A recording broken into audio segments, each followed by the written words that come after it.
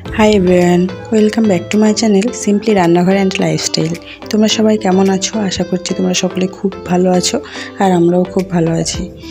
आजकेर ब्लगटा आमि एखन थेके स्टार्ट करछि। देखतेई पाচ্ছো आमरा रेडी हये जाচ্ছি देवरेर बिয়েতে যাওয়ার জন্য। এর আগে আমি দেওরের গায়ে হলুদ পর্যন্ত ভিডিও তোমাদের সাথে শেয়ার করেছিলাম আর এখন শেয়ার করব সন্ধ্যাবেলায় যে বিয়েতে যাচ্ছি সেই পর্বটা। তো আমরা রেডি হয়ে বেরিয়ে পড়লাম। এখন আর দেওরের বাড়িতে যাইনি, দেওরের বাড়ি থেকে গাড়ি রিজার্ভ করে অনেকটা রাস্তা ঘুরে এসেছিলো, যেহেতু একদম কাছাকাছি তাই সামনের রাস্তা দিয়ে চলে আসিনি। তাহলে খুব কম টাইমেই চলে আসবে, হেঁটেই আসতে হবে, গাড়িতে ওঠা আর জাস্ট নামা। তার জন্য ওরা গাড়ি রিজার্ভ করে অনেকটা রাস্তা ঘুরে এসেছিলো। আমরা আর গাড়িতে করে যাইনি, আমরা ডাইরেক্ট এখানেই চলে এসেছি। দেখতেই পাচ্ছ মেয়ের বাড়ির গেটটা আমি দেখিয়ে দিলাম আর এখানটায় মেয়ের বাড়ির সবাই নাচ করছিল, তো আমরাও একটু দেখছিলাম নাচটা। তো আমরা চলে এসেছি, আমি আমার মেয়ে শাশুড়িমা আর আমার হাজব্যান্ড আমরা চলে এসেছি আর আমার শ্বশুরমশাই আগেই চলে এসেছে। তো আমি প্রথমেই চলে যাচ্ছিলাম যাকে দেখতে, কেমন সাজলো সেটা তো আগে দেখতেই হবে। দেখতে পাচ্ছি স্টেজটা খালি, তখনই বুঝলাম ওর সাজগোজ হয়নি। তখন ওই 8:30 মতো বাজে, ওর তখনও সাজ কমপ্লিট হয়নি, কিছুটা বাকি ছিল, তাই আমি আর যাইনি। আর এদিকে পকোড়া স্টল ছিল, ওখান থেকে কিছুটা পকোড়া খেয়ে আমরা চলে এলাম এখানে ফটোশ্যুট করতে। আমি প্রথমে ভেবেছিলাম এই জায়গাটা মেয়ে কনে বসানোর জন্য করেছিল, আসলে না, এটা বর বসানোর জন্যই করেছিল। তো এখন খালি থাকায় আমরা ফটোশ্যুট করে নিচ্ছিলাম। মিষ্টিমা দেখো কি সুন্দর ঠাম্মির সঙ্গে ছবি তুলছে। ঠাম্মিকে তো ও সবসময় পায় না, তার জন্য ভালোভাবে ছবি তুলে নিচ্ছে আর ও কিন্তু ঠাম্মিকে খুব ভালোবাসে। তা আমিও গেলাম ওদের সঙ্গে একটু ছবি তুলে নিলাম। আমার ভিডিওটা ভালো লাগলে লাইক কমেন্ট ও শেয়ার করো, সাথে আমার চ্যানেলটাকে সাবস্ক্রাইব করে দিয়ে বেল আইকনটা প্রেস করে আমার সাথে থেকো। এখানে বেশ কয়েকটা ছবি তুলে আমরা চলে গেলাম ফুচকা খেতে। আমার শাশুড়িমা যেহেতু চিকেন খায় না তাই পকোড়াও খায়নি আর ফুচকাও খায় না, তাই উনি কিছু খায়নি। আমি আর মেয়ে কয়েকটা ফুচকা খেয়ে নিলাম। এরপরে ফুচকা খেয়ে চলে গেলাম কফি স্টলে। আমি 1 কাপ কফি নিয়ে নিলাম। তো যা আছে সব কিছুতে একটু একটু করে টেস্ট করতে হবে না, তা কফিটা খেয়ে নিলাম। নিয়ে তো এইদিকে দেখছি কফি খেতে খেতে তখনও দেখছি বর আসেনি। তো আমি ভাবছি এখনই খাওয়া দাওয়া করে নেবো আর কি। প্রথম ব্যাচেই আমরা খেতে বসে গেছিলাম, কারণ পরে বিয়েটা একটু দেখতে হবে। আর তাছাড়াও পুরো বিয়েটা আমি দেখতে পারবো না, কারণ আমাকে পরের দিনই ভোরবেলা উঠে চলে আসতে হবে, কারণ মেয়ের স্কুল আছে, এসে আমরা আবার স্কুলে যাব। ও স্কুল অ্যাবসেন্ট করতে পারবে না, স্কুলে ওর একটা কম্পিটিশান আছে বলে ম্যাম বলেছে যে ও কোনোভাবে অ্যাবসেন্ট করতে পারবে না। যদি ও অ্যাবসেন্ট করে তাহলে ওকে কম্পিটিশান থেকে বাদ দিয়ে দেওয়া হবে। তাই জন্য মেয়ে বললো মা আমি ভোরবেলা এসে স্কুলে যাব। ওকে যেহেতু 7:30টার মধ্যে স্কুলে যেতে হয়, তাই আমাদেরকে ওখান থেকে 4টের সময় বেরোতে হতো।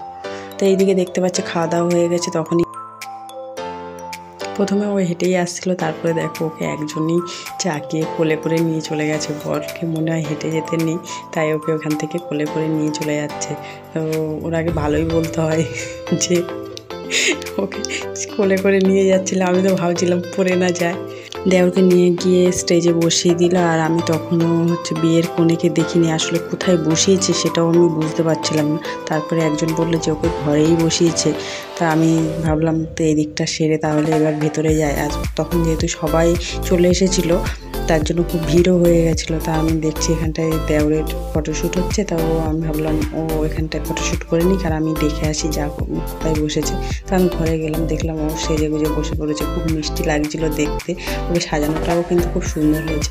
তোমরা কিন্তু কমেন্টে জানাতে পারো আমার যাকে দেখতে কেমন হয়েছে। আসলে বর্ষাকাল হওয়াতে জলকাদা থাকাতে ওর জন্য হয়তো আলাদা করে বসার কোনো জায়গা বের করতে পারেনি, তাই ও ওদের ডাইনিং প্লেসটাতেই বসেছিল। আর এখানে সবাই এসেছিলো ওর সঙ্গে ফটোশ্যুট করতে। অনেকটা ভিড় ছিল, তাই আমরা তখন ফটো তুলতে পারিনি। আমি ভাবলাম থাক এখন চলেই যাই, পরে যখন ফাঁকা হবে তখন এসে আবার ফটো তুলে নেবো, কেন অনেকেই দাঁড়িয়েছে ওর সঙ্গে ছবি তোলার জন্য।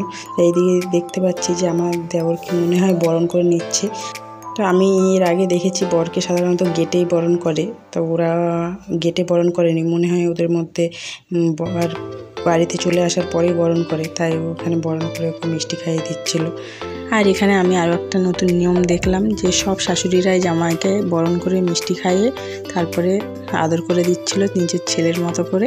আমি এই নিয়মটা আগে কখনো দেখিনি, আমার দেওরও মনে হয় দেখেনি, তাই ও একটু লজ্জাও পাচ্ছিল। আচ্ছা তোমাদেরকে এবার বলে দিই বিয়েবাড়িতে কী কী মেনু ছিল। স্ন্যাক্সে ছিল চিকেন পকোড়া, কফি আর ফুচকা। আর মেন কোর্সে ছিল সাদা ভাত, ঝুরি আলু ভাজা, মুড়ি ঘন্ট, পটল চিংড়ি, ফিশ কারি, চিকেন কষা, চাটনি, পাঁপড়, মিষ্টি, দই আর হজমলা। এবার আমি দেওরের সঙ্গে কয়েকটা ছবি তুলে নিলাম। আগে যেহেতু সুযোগ পাইনি, ফাঁকা ছিল না একদম, তাই এখন তুলে নিলাম। তারপরে চলে গেলাম কনের কাছে। এখন ফাঁকা থাকায় ওর সঙ্গে কয়েকটা ছবি তুলে নিয়েছি। তারপরে কিছুক্ষণ কনের সঙ্গে গল্প করে তারপরে আমরা আস্তে আস্তে বেরিয়ে চলে এলাম। আসলে বিয়েতে সবার সঙ্গেই তো দেখা হয়, তাই সবার সঙ্গে একটু গল্প করে সময় কাটানো আর কি। আর এই যে দেখছো, এটা হচ্ছে আমার ননদের মেয়ে। ওর মুখটা কত কিউটি দেখো। ওকে আমি এই ফার্স্ট টাইম দেখলাম, এর আগে ওকে দেখা হয়নি। আর এটা হলো আমার দেওরের মেয়ে। ও এখানে এই ময়ূরটাকে শুধু হাম্পি দিচ্ছে। আমি যত বলছি যে ওকে না আমাকে একটা হাম্পি দাও, ও তাও আমাকে দেখিয়ে দেখিয়ে বারবার ওই ময়ূরটাকেই হাম্পি দিচ্ছে, বলছে যে না আমি তোমাকে দেবো না। ও যেহেতু আমাদের এখানে থাকে না, তো তাই আমাকে একটু কমই চেনে। এই মাঝে মধ্যে যখন ছুটিতে আসে তখনই দেখতে পাই। আর এখানে দেখো আমরা জায়েরা সবাই মিলে একসঙ্গে ছবি তুলে নিচ্ছিলাম। সবার একসঙ্গে দেখা হয় না। আরেক যা হচ্ছে চলে এসেছিলো, ওরও একটু তাড়া ছিল, তাই ও গিয়ে চলে এসছে, ওর সঙ্গে ছবি তোলা হয়নি। আর এখানে আমরা তিনজনই ছিলাম, তিন যা একসঙ্গে ছবি তুলছিলাম। আর আমার মেয়ে, দেওরের মেয়ে, ভাসুরের মেয়ে সবাই একসঙ্গে মজা করছিল। দেখো ওরা সবাই খেলা করছিল। ও একবার জিভ বের করেছিল বলে সবাই ওকে জিভ দেখাচ্ছে, ও আরও বেশি করে জিভ বের করছে। আর ওইদিকে বিয়েটাও শুরু হয়ে গেছিলো। আমরা বসে বসে বিয়ে দেখছিলাম, আর এখানে বাচ্চারা খেলা করছে, ওইগুলোই দেখতে থাকলাম। এদের সব বোনের তো একসঙ্গে সবসময় থাকা হয় না, তাই মাঝে মধ্যে যখন ছুটিতে বাড়িতে যায় তখনই সবার সঙ্গে সবার দেখা হয়। তাই ওরা খুব ওই কটা দিন খুব মজা করেই কাটায়। এরা এখানে এসেছে খেলু করতে। ওই পুচকেটা হচ্ছে আমার ভাসুরের ছেলে।